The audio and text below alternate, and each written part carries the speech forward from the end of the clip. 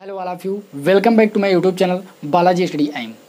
तो DElEd fourth semester की mathematics के अंतर्गत इसके पिछले वीडियो में हम चैप्टर नंबर 4 पढ़ा रहे थे और चैप्टर नंबर 4 में मैंने आपको बताया था कि किसी पूर्ण घन संख्या का घनमूल जो है गुणनखंडी विधि से कैसे प्राप्त किया जाता है, किसी पूर्ण घन दशमलव संख्या का घनमूल जो है गुणनखंडी विधि से कैसे प्राप्त किया जाता है।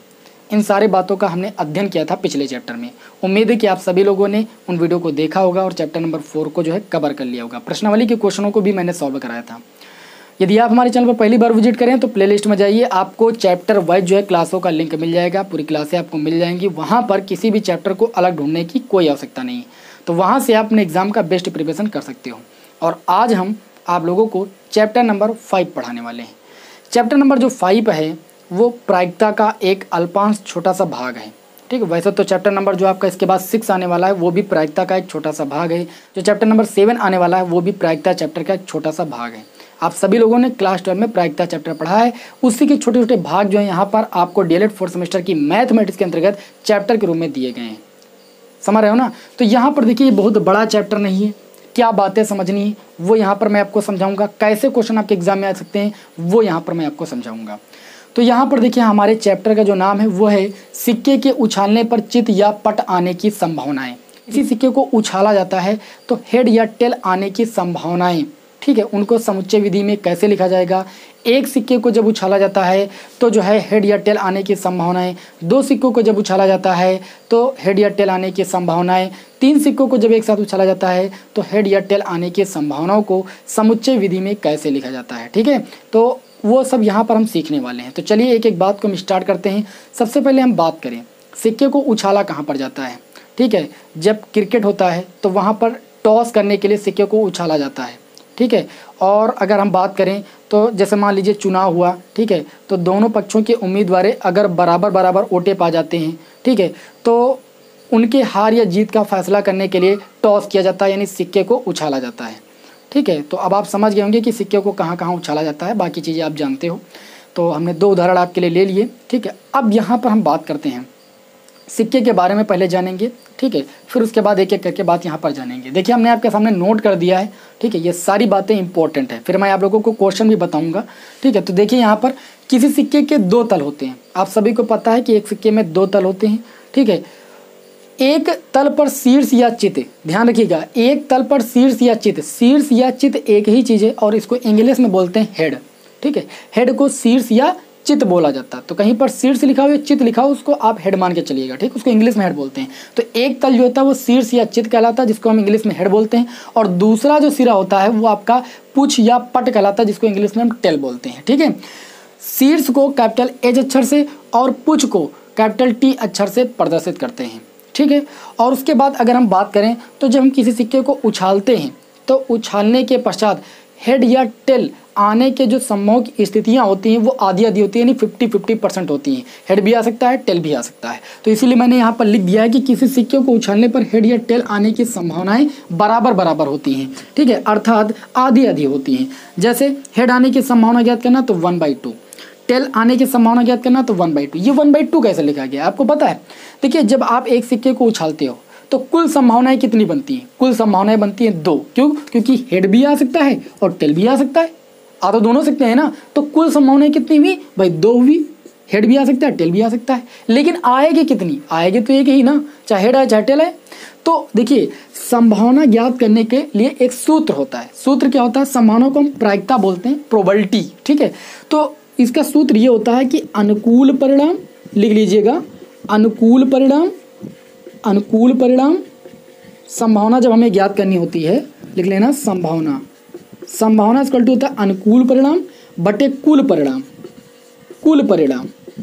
तो यहाँ पर हेड आने की संभावना हमने ज्ञात की, तो अनुकूल परिणाम हेड आएगा तो एक ही, या हेड आए या टेल आए, तो हेड आने की संभावना आप ज्ञात करोगे तो हेड हो गया 1 बार, और बटे कुल परिणाम कितने हो गए? हेड टेल 2 हो गए, तो बटे में 2 हो गया, ऊपर 1 हो गया। इसी प्रकार टेल आने की संभावना ज्ञात करेंगे तो टेल तो एक ही बार है ना, और कुल परिणाम कितने हैं? 2 हैं, तो इसलिए बटे में 2 लिख दिया। बात समझ में कि नहीं है? तो इतनी बात आप सभी को समझ में आ गई होगी, और ये सूत्र जरूर नोट कर लेना, इस सूत्र का यूज हम करेंगे संभावना ज्ञात करने के लिए, अनुकूल परिणाम बटे कुल परिणाम। इसी का मेन यूज है आपके इस चैप्टर में।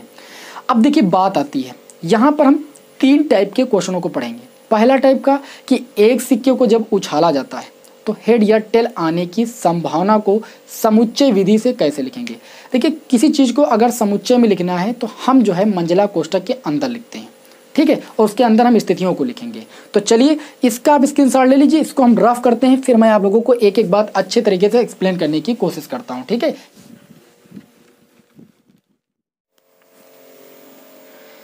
तो अब चलिए इसी क्रम में हम बात करते हैं कि किसी एक सिक्के को उछालने पर हेड या टेल आने की संभावना को हम समुच्चय रूप में कैसे लिखेंगे। वैसे तो मैंने अभी आपको बता ही दिया है, लेकिन इसी के आगे कि दो सिक्कों को एक साथ अगर उछाला जाता है तो जो संभावनाएं आती हैं या जो आपको प्राप्त परिणाम मिलते हैं उनको आप समुच्चय रूप में कैसे लिखोगे।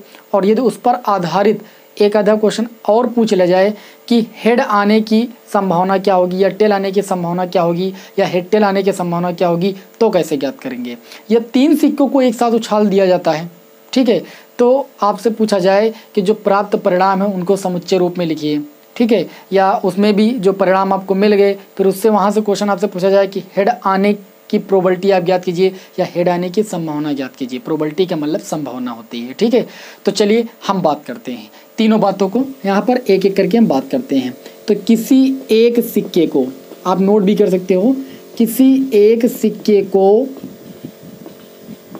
है ना, उछालने पर, क्या करने पर भाई, उछालने पर हेड या टेल आने की संभावना किसी सिक्के को एक बार उछालने पर, एक सिक्के को एक बार उछालने पर हेड या टेल आने की संभावना समुच्चय रूप में, ठीक है, एक सिक्का एक बार उछाला जाता है समुच्चय रूप में। समुच्चय रूप में हम भाई कैसे लिखेंगे, मंझला कोष्ठक लगाएंगे। अब एक सिक्के को एक बार उछाला जा रहा है, ठीक है, तो वहाँ पर कुल संभव स्थितियाँ कितनी बनेंगी भाई, दो, क्योंकि उसमें भाई दो ही तो तल हैं, एक है हेड एक है टेल, तो या तो जब उछालेंगे तो हेड आएगा या तो टेल आएगा। तो कुल संभव परिणाम हो जाएंगे, एक बार तो हेड आ जाएगा या तो फिर टेल आ सकता है, तो कुल संभव परिणाम आपके हो जाएंगे हेड कामा टेल। और इसको क्या करेंगे, मंझला ब्रैकेट के अंदर लिख देंगे। तो ये समुच्चय रूप में हमने लिख दिया, एक सिक्के को एक बार उछाले जाने पर जो संभव परिणाम है, ठीक, उनको हमने समुच्चय रूप में लिख दिया। अब जैसे यहीं पर बात आती है कि दो सिक्कों को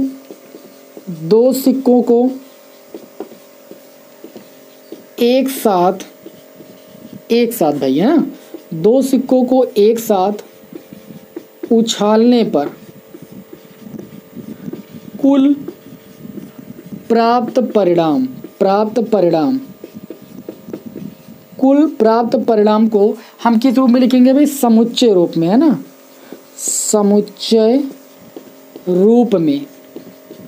अगर हम समुच्चय रूप में लिखेंगे तो ध्यान दीजिएगा, दो सिक्के हैं उनको एक साथ उछाला जाता है तो वो दोनों एक साथ आएंगे नीचे, ठीक है।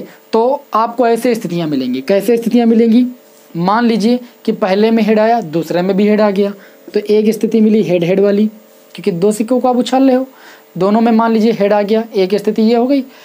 दोनों में मान लीजिए टेल आ गया, एक स्थिति ये आपकी हो गई। तीसरी स्थिति ये बन सकती है कि पहले सिक्के में हेड आ जाए और दूसरे सिक्के में टेल आ जाए। चौथी स्थिति ये बन सकती है कि पहले सिक्के में टेल आ जाए और दूसरे सिक्के में हेड आ जाए। अब क्या कोई स्थिति बची, नहीं बची। आप सोच के देखिए, दो सिक्के उछाले गए एक साथ और दोनों अगर एक साथ नीचे आते हैं तो या तो दोनों पर हेड आएगा या तो दोनों पर टेल आएगा, या तो एक पर हेड दूसरे पर टेल, या तो दूसरे पर हेड और पहले पर टेल। ये चार स्थितियाँ आपकी बन सकती हैं। यानी दो सिक्कों को एक साथ उछालने पर कुल जो परिणाम होंगे वो कितने मिलेंगे हमें भाई, चार, 1 2 3 4। अब यहाँ से क्वेश्चन बन सकता है कि दो सिक्कों को एक साथ उछालते हैं तो हेड आने की संभावना ज्ञात कीजिए, केवल हेड आने की संभावना ज्ञात कीजिए। केवल पहले टाइप का क्वेश्चन यहाँ से पूछा सकता है, केवल हेड आने की संभावना ज्ञात कीजिए, हेड आने की संभावना। क्वेश्चन कैसे आपको दिया जाएगा, क्वेश्चन ये दिया जाएगा कि दो सिक्कों को एक साथ उछाला जाता है तो हेड आने की संभावना ज्ञात कीजिए। वो किसी के आने की संभावना ज्ञात करे, सबसे पहले आपको कुल स्थितियां ज्ञात करनी पड़ेंगी, ठीक है। क्योंकि संभावना ज्ञात करने के लिए हमने सूत्र बताया कि अनुकूल परिणाम बटे कुल परिणाम। तो कुल परिणाम क्या हो सकता होगी ही होगी, ठीक है। तो यहाँ पर देखिए जैसे आपसे पूछ लिया कि केवल हेड आने की संभावना ज्ञात कीजिए, तो संभावना के लिए मैंने सूत्र बताया आपको, अनुकूल परिणाम है ना, क्या अनुकूल परिणाम, अनुकूल परिणाम और बटे में भाई कुल परिणाम। तो यहाँ पर अगर बात करें तो अनुकूल परिणाम, अब यहाँ पर उन्होंने पूछा कि केवल हेड आने की संभावना, हेड आने की संभावना, केवल हेड आने की संभावना। तो केवल हेड देखिए यहाँ पर हेड आया है बस, यहाँ पर तो टेल टेल हो गया, यहाँ पर हेड टेल दोनों हो गए, यहाँ पर टेल हेड दोनों हो गए। केवल हेड आने की संभावना की बात की जाएगी तो ये आपका होगा। तो स्थिति यहाँ पर कितनी हेड आने की, केवल एक है। अनुकूल परिणाम कितने भाई, एक है। और कुल परिणाम कितने हैं भाई, कुल परिणाम तो 1 2 3 4 है ना, कुल परिणाम तो आपके 4 हैं। तो यहाँ पर आप लिखोगे 1/4। तो हेड आने की जो संभावना हो जाएगी वो 1/4 हो जाएगी। बात समझ में आई। देखिए अब यहाँ पर दूसरे टाइप का प्रश्न पूछ सकता है कि दो सिक्कों को एक साथ उछाला जाता है तो टेल आने की संभावना ज्ञात कीजिए। तो जैसे आपसे पूछे कि केवल टेल आने की संभावना, तो यही सूत्र लगाओगे, अनुकूल परिणाम बटे में कुल परिणाम। तो टेल आने की संभावना सिर्फ एक ही है, इसमें तो हेड है, ये तो लेंगे नहीं, हेड टेल है, ठीक है, हेड और टेल दोनों हो गया। जबकि पूछा गया केवल टेल आने की संभावना, तो केवल टेल आने की यानी टेल आने की संभावना सिर्फ एक ही है। और कुल परिणाम कितने हैं भाई, कुल परिणाम 1 2 3 4 है, तो 1/4 हो जाएगा। ये आपके इस क्वेश्चन का आंसर हो जाएगा। और अगर आपसे क्वेश्चन में ये पूछा जाए कि हेड टेल आने की संभावना ज्ञात कीजिए, ठीक है, तो यहाँ पर देखिए तीसरे टाइप का क्वेश्चन पूछ सकता है, हेड व टेल आने की संभावना ज्ञात कीजिए। आप लिख लेना, हेड व टेल आने की संभावना ज्ञात कीजिए। तो हेड व टेल आने की स्थिति हम देखेंगे। देखिए इसमें तो हेड केवल हेड आया है, इसमें केवल टेल आया है। हेड टेल आने की संभावना देखेंगे तो हेड टेल यहाँ पर मिल रहा है, टेल हेड यहाँ पर मिला, थोड़ा आगे पीछे मिला, लेकिन हेड और टेल आने की संभावना अगर पूछी जाएगी तो हेड और टेल आने की संभावना कितनी भाई, अनुकूल परिणाम कितने भाई, 2 हैं। कितने हैं, 2 हैं। तो यहाँ पर लिखेंगे ऊपर 2 और कुल परिणाम कितने, 1 2 3 4, तो 2/4 और ये आपका हो जाएगा 1/2। और एक चीज़ का ख्याल रखिएगा, संभावना को हम ही प्रोबेबिलिटी बोलते हैं और प्रोबेबिलिटी का मान कभी भी 1 से ज़्यादा नहीं होता है। आप देखिए यहाँ पर हमने निकाला केवल हेड आने की संभावना तो 1/4 है जो कि 1 से कम है। टेल आने की संभावना ज्ञात की हमने तो 1/4 है जो कि 1 से कम है। हेड टेल आने की संभावना ज्ञात की 1/2 है जो कि 1 से कम है। ये बात आप सभी को समझ में आ रही होगी। तो ये बात हो गई यहाँ पर कि दो सिक्कों के एक साथ उछालने पर कुल परिणाम जो है समुच्चय रूप में कैसे लिखेंगे, उस पर आधारित कैसे क्वेश्चन हमसे पूछे जा सकते हैं। तो आशा करता हूँ कि ये बात आप सभी को समझ में आ गई होगी। अब चलिए हम आपको बताते हैं कि 3 सिक्कों को अगर एक साथ उछालते हैं तो कुल संभव परिणाम क्या होंगे और कैसे क्वेश्चन वहाँ से आपसे पूछा जाएगा। ठीक है, तो इसको यहाँ पर हम रफ कर रहे हैं। तो यहाँ पर अब हम अगली जो स्थिति होगी हमारी वो होगी 3 सिक्कों को, है ना, 3 सिक्कों को एक साथ उछालने पर, 3 सिक्कों को एक साथ उछालने पर प्राप्त परिणाम परिणाम किस रूप में लिखेंगे भाई, समुच्चय रूप में। तो यहाँ पर हम लिख रहे हैं भाई समुच्चय रूप में, परिणामों को हम समुच्चय रूप में लिखेंगे। तो समुच्चय रूप में लिखने के लिए हम मंझले कोष्ठक के अंदर लिखते हैं।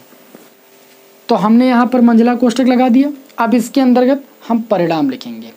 तो देखिए 3 सिक्कों को एक साथ उछाला गया, ठीक है, 3 सिक्के एक साथ ऊपर उछाले गए और नीचे आए, तो तीनों साथ आएंगे, तो तीनों पर कुछ ना कुछ आएगा ना। तो स्थिति ऐसे बनेगी, मान लीजिए तीनों पर हेड हेड हेड आ गया, पहली स्थिति तीनों पर हेड हेड आ गया। दूसरी स्थिति, अब एक टेल को लाइए, ठीक है, टेल को लाइए, इस टेल को आप यहाँ पर रख दीजिए। तो टेल हेड हेड हो सकती है एक स्थिति कि पहले पर टेल आ जाए और 2 पर हेड आ जाए। तीसरी स्थिति बन सकती है इस टेल को यहाँ पर लाइए, तो ये हो जाएगा हेड टेल हेड, पहले वाले सिक्के पर हेड आ सकता है, दूसरे वाले पर टेल और तीसरे वाले पर हेड आ सकता है।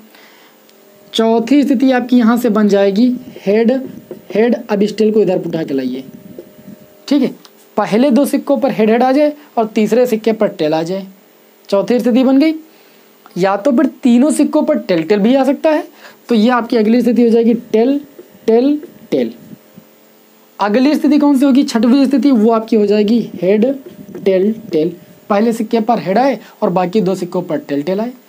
अगली स्थिति क्या हो सकती है आपकी, अगली स्थिति हो जाएगी टेल हेड टेल, पहले और आखिरी सिक्के पर टेल आए और दूसरे सिक्के पर हेड आए।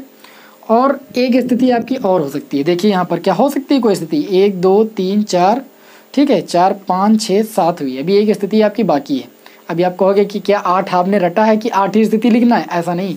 देखिए यहाँ पर हेड हेड हेड लिखा तो इसके आगे 3 स्थितियाँ बनी, इसी हेड हेड से ही हमने बनाई है। क्यों? क्योंकि हमने जब एक टेल को लाया तो एक टेल को पहले स्थान यहाँ पर रखा, हेड हेड हो गया, फिर इस टेल को दूसरे स्थान पर रखा, फिर इस टेल को तीसरे स्थान पर रखा, कुल मिला के हेड हेड में 4 स्थितियाँ बन गई।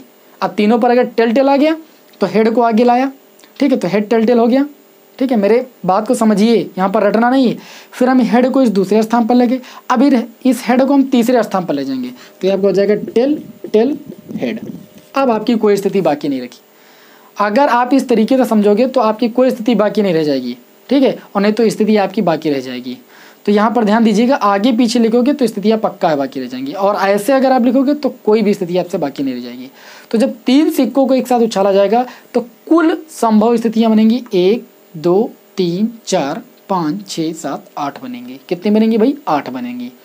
अब जैसे मान लीजिए क्वेश्चन आपसे पूछा जाए कि 3 सिक्कों को एक साथ उछाला जाता है तो केवल हेड आने की संभावना ज्ञात कीजिए।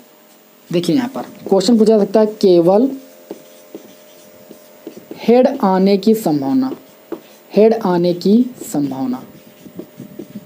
क्वेश्चन को भी ध्यान से पढ़िएगा, केवल हेड आने की संभावना बोलेगा तो केवल हेड वाले देखिए कि कितने परिणाम प्राप्त हुए, हेड हेड हेड हेड तीनों में एक बार प्राप्त हुआ है, बाकी में अगर हेड प्राप्त हुआ तो टेल भी प्राप्त हो गया है, ठीक है। तो केवल अगर हेड आने की संभावना ज्ञात करेंगे तो केवल हेड एक बार है तो अनुकूल परिणाम हो गया 1, और बटे में कुल परिणाम होता है तो कुल परिणाम टोटल कितने हो गए भाई? 8, तो 1/8 हो जाएगी इसकी संभावना, ठीक। उसके बाद अगर ये पूछा जाए कि केवल टेल आने की संभावना ज्ञात कीजिए, तो टेल आने की संभावना भी आपकी 8 स्थितियों में 1 है कि तीनों में टेल आ रहा है, तो यहाँ पर 1 हो जाएगा, और बटे कुल परिणाम कितने हो जाएंगे? 8, तो 1/8 हो जाएगा। बात मेरी समझ में आ रही है ना?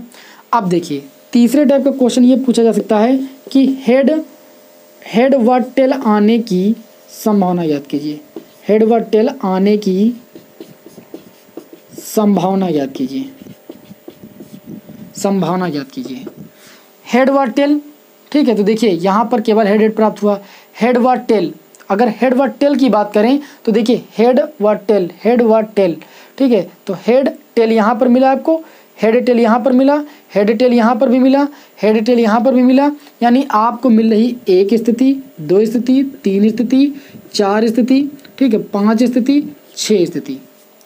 टोटल हेड टेल वाली कितनी स्थितियाँ मिल गई? 6 मिल गई, तो अनुकूल परिणाम हो जाएंगे 6, और बटे में कुल परिणाम कितने हो गए? 8। इसको हल कर लीजिए, 2 3 6 और 2 चौके 8, 3/4 हो जाएगी प्रोबेबिलिटी इसकी, ठीक है। हेड टेल आने की जो प्रोबेबिलिटी हो जाएगी वो 3/4 हो जाएगी। और भी ऐसे क्वेश्चन पूछा जाता है कि कम से कम 1 हेड आने की प्रोबेबिलिटी ज्ञात कीजिए, कम से कम 2 हेड आने की प्रोबेबिलिटी ज्ञात कीजिए, कम से कम 1 टेल आने की प्रोबेबिलिटी ज्ञात कीजिए, कम से कम 2 टेल आने की प्रोबेबिलिटी ज्ञात कीजिए, यानी संभावना ज्ञात कीजिए। ऐसे भी क्वेश्चन आपसे पूछा जा सकता है। तो ये हमने 3 टाइप के प्रश्न बताए। अब चौथा टाइप का प्रश्न ये पूछा जा सकता है, एक मैं ले रहा हूँ यहाँ पर, कम से कम 1 हेड आने की संभावना, 1 हेड आने की संभावना। अगर आपसे ये पूछा जाए कि कम से कम 1 हेड आने की संभावना ज्ञात कीजिए, तो 8 स्थितियों में आप देखोगे कम से कम 1 बार हेड आया हो, और ज़्यादा से ज़्यादा चाहे जितनी बार आया हो सबको गिन लोगे। तो कम से कम 1 बार हेड की अगर बात करें तो यहाँ पर, ठीक है, और दूसरी बार देखें तो यहाँ पर भी 1 बार हेड आया है, यहाँ पर भी 1 बार हेड आया है, ठीक है। तो कम से कम 1 वाला लेंगे और उससे ज़्यादा तो उसको भी ले लेंगे। यहाँ पर 2 बार हेड, यहाँ पर 2 बार, यहाँ पर 2 बार, यहाँ पर 3 बार, यानी 1 2 3 4 5 6 7 स्थितियाँ हो गई। तो कम से कम 1 बार हेड है और ज़्यादा से ज़्यादा कुछ भी हो जाए, ठीक है, ज़्यादा से ज़्यादा कुछ भी हो जाए हमसे नहीं लेने देना, कम से कम 1 बार आना चाहिए। तो कम से कम 1 बार देखा जाए तो यहाँ पर है, यहाँ पर है, यहाँ पर है, और बाकी में 2 बार है, तो उनको भी गिन लेंगे, ठीक है। तो 1 2 3 4 5 6 7, तो ये आपका हो जाएगा 7/8। प्रोबेबिलिटी कितनी हो जाएगी? 7/8। इसी प्रकार अगर आपसे ये पूछा जाए कि कम से कम 2 बार हेड आने की प्रोबेबिलिटी ज्ञात कीजिए, कम से कम 2 बार हेड आए, ठीक है, उससे कम ना आए। तो कम से कम 2 बार हेड तो इसमें आया है, इसमें आया है, इसमें आया है, इसमें तो एक बार आया है। अब कम से कम 2 बार हो गया, उससे कम नहीं लेना है, ठीक है। 1 2 3 स्थिति ये हो गई और 3 बार यहाँ पर है, 2 से ज़्यादा बार है तो इसको भी ले लेंगे, लेकिन 2 से कम नहीं लेंगे, क्योंकि उन्होंने क्वेश्चन में बोला कम से कम 2 बार हेड आने की प्रोबेबिलिटी याद कीजिए। तो 1 2 3 4, तो ये आपका हो जाएगा कम से कम 2 बार हेड आने की प्रोबेबिलिटी हो जाएगी 4/8। अनुकूल परिणाम हो जाएंगे 1 2 3 4 और कुल परिणाम हो जाएंगे 8, तो इसकी प्रोबेबिलिटी हो जाएगी 1/2। इन बातों को यहाँ पर अच्छे तरीके से समझ लीजिए जो हम बता रहे हैं, ठीक है। अब इसी तरीके से क्वेश्चन पूछ लीजिए जाए कि कम से कम 2 बार टेल आने की संभावना ज्ञात कीजिए। तो कम से कम 2 बार टेल कहाँ कहाँ आ रहा है, यहाँ पर आ रहा है, यहाँ पर आ रहा है, यहाँ पर आ रहा है, ठीक। यहाँ पर तो एक बार आ रहा है टेल, तो यहाँ पर 2 बार आया है, यहाँ पर 2 बार, यहाँ पर 2 बार, यहाँ पर 3 बार आया है। तो कम से कम 2 बार, 2 से कम नहीं लेना है। तो 2 से कम यहाँ पर एक बार टेल आ रहा है, तो ऊपर वाली स्थितियाँ नहीं लेंगे, लेकिन नीचे वाली स्थितियाँ हम चारों ले लेंगे, क्योंकि चारों में यहाँ पर 2 बार टेल आया, यहाँ पर 2 बार टेल आया, यहाँ पर 2 बार टेल आया, यहाँ पर तो 3 बार आ गया, तो इसको भी ले लेंगे, ठीक है। तो ये आपका हो जाएगा 4/8। अनुकूल परिणाम 4 हो जाएंगे और कुल परिणाम आपके 8 हो जाएंगे। तो इस तरीके से आपको क्वेश्चन को सॉल्व करना है। जितने भी क्वेश्चन बन सकते थे सारे क्वेश्चनों को यहाँ पर हमने डिस्कस कर दिया। अब अगर बात समझ में नहीं आएगी तब फिर दिक्कत हो जाएगी। अब चलिए यहाँ पर आपके सामने हम कुछ 2-3 प्रश्न लेते हैं और उन प्रश्नों की मदद से समझाते हैं कि कैसे क्वेश्चन को सॉल्व करना। वैसे मैंने पूरी बात आपको समझा दी। चलिए आगे बढ़ते हैं, इसको रफ करते हैं थोड़ा सा। तो अब चलिए हम बढ़ते हैं क्वेश्चन की ओर, ठीक है। तो हमने आपके सामने इस क्लास का पहला क्वेश्चन नोट किया है और पहले क्वेश्चन में ये बोला जा रहा है कि 3 सिक्के एक साथ उछाले जाते हैं, तो निम्न को समुच्चय के रूप में लिखिए भाई, ठीक है। 3 सिक्के एक साथ उछाले जाते हैं, ठीक है। तो 3 सिक्के अगर एक साथ उछाले जाते हैं, 3 सिक्के एक साथ उछाले जाने पर कुल परिणाम क्या करेंगे भाई, कुल परिणाम ज्ञात करेंगे भाई। तो कुल परिणाम देखिए कौन कौन से हो जाएंगे, अभी आपको मैंने बताया। अगर हेड आ जाए तीनों पर, एक स्थिति ये हो जाएगी, ठीक है। और दूसरी स्थिति हो जाएगी टेल हेडेड, पहले पर टेल आ जाए, दोनों पर हेड आ जाए, दूसरे और तीसरे पर। तीसरी स्थिति हो जाएगी हेड टेल हेड। चौथी स्थिति आपकी हो जाएगी भाई हेड हेड टेल। पांचवी स्थिति आपकी हो जाएगी टेल टेल टेल, है ना, तीनों पर टेल आ जाए। छठवीं स्थिति आपकी हो जाएगी हेड टेल और टेल। सातवीं स्थिति आपकी हो जाएगी टेल हेड टेल। आठवीं स्थिति हो जाएगी टेल टेल हेड। इस प्रकार आपकी 8 स्थितियां हो जाएंगी, ठीक है। टोटल 8 परिणाम हो जाएंगे। अब यहाँ पर इन्होंने कंडीशन दी कि कोई चित्त प्रकट ना हो। इन 8 स्थितियों में समुच्चय निर्माण के रूप में वह संभावना या वह स्थिति लिखिए जिसमें कोई हेड प्रकट ही ना हो। तो यहाँ पर 8 स्थितियाँ आपके सामने लिखी हैं। तो देखा जाए तो इसमें भी हेड आया है, इसमें भी हेड आया, इसमें भी हेड आया, इसमें भी हेड आया, लेकिन इसमें हेड नहीं आया। इसमें भी हेड आया, इसमें भी हेड आया, इसमें भी हेड आया। इस स्थिति में आपका हेड नहीं आया है, तो ये आपका आंसर हो जाएगा। जब कोई चित्त प्रकट ना हो तो ये स्थिति हो जाएगी, ठीक है। उसके बाद हम बात करें दूसरे क्वेश्चन की, केवल एक चित्त आता हो, यानी केवल एक हेड आता हो। तो एक हेड कहाँ कहाँ पर आया भाई, यहाँ पर 2 आए, यहाँ पर 2 आए। एक हेड यहाँ आया, यहाँ आया, यहाँ आया, यानी स्थिति आपकी हो जाएगी हेड टेल टेल कामा टेल हेड टेल कामा टेल टेल हेड। ये हमने समुच्चय के रूप में लिख दिया। तीसरी स्थिति में ये बोला जा रहा है कि कम से कम 2 चित्त प्रकट हों, कम से कम 2 हेड हों, ज़्यादा से ज़्यादा हों कुछ भी हमसे से नहीं मतलब, लेकिन कम से कम 2 हों। तो देखा था तो यहाँ पर 3, एक ये हो गया, ठीक है। और यहाँ पर 2 हेड, यहाँ पर 2 हेड, यहाँ पर 2 हेड, बाकी कहीं पर 2 हेड है नहीं है। तो ये जो है परिणाम आपके हो जाएंगे इस स्थिति के, कम से कम 2 चित्त प्रकट हों। तो ये आपका हो जाएगा हेड हेड हेड कामा टेल हेड हेड कामा हेड टेल हेड, 2 बार यहाँ पर भी चित्त हो गया, हेड हेड टेल।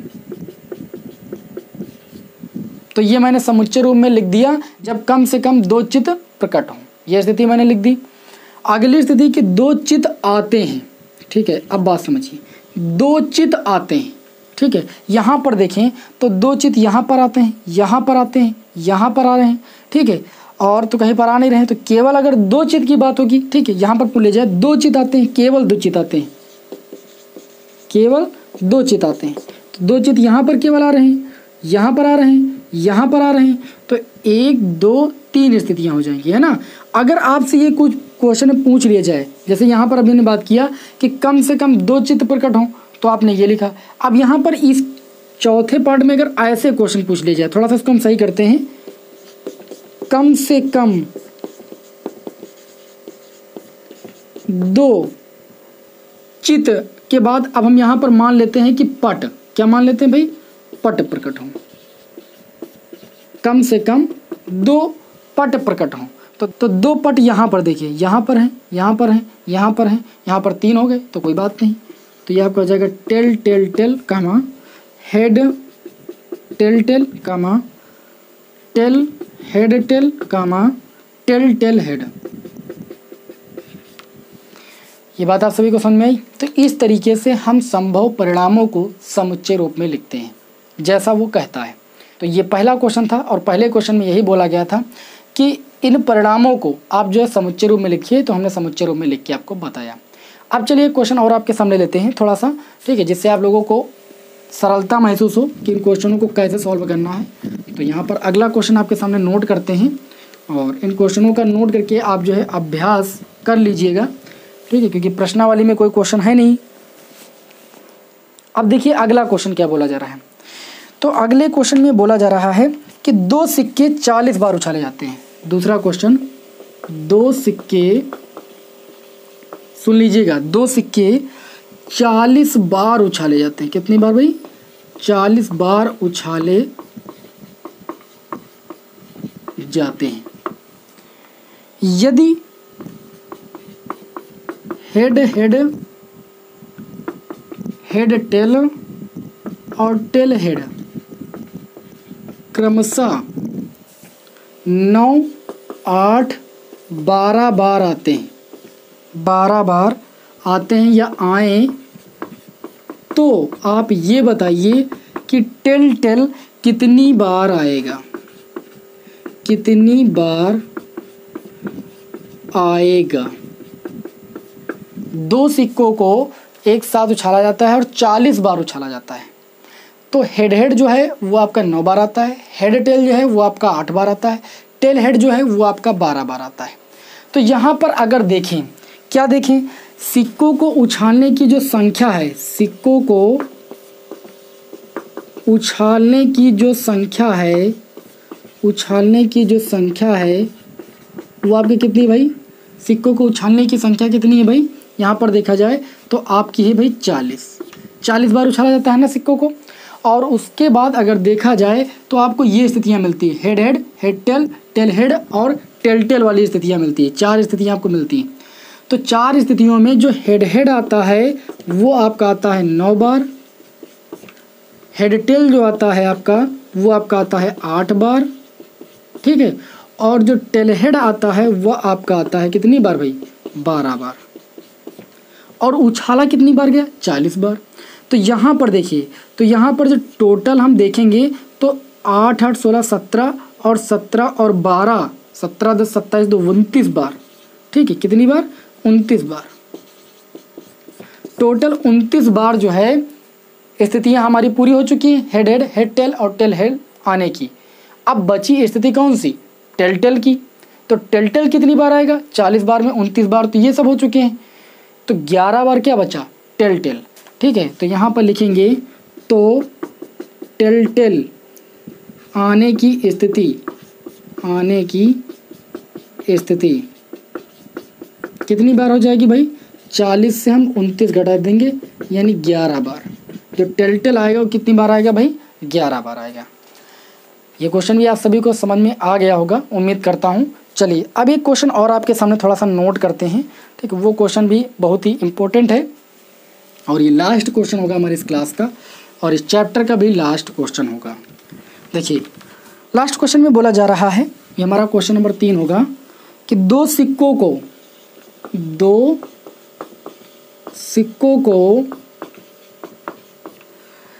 400 बार उछाला गया, 400 बार उछाला गया। क्वेश्चन में बोला जा रहा है कि 2 सिक्कों को 400 बार उछाला गया, ठीक है, और देखा गया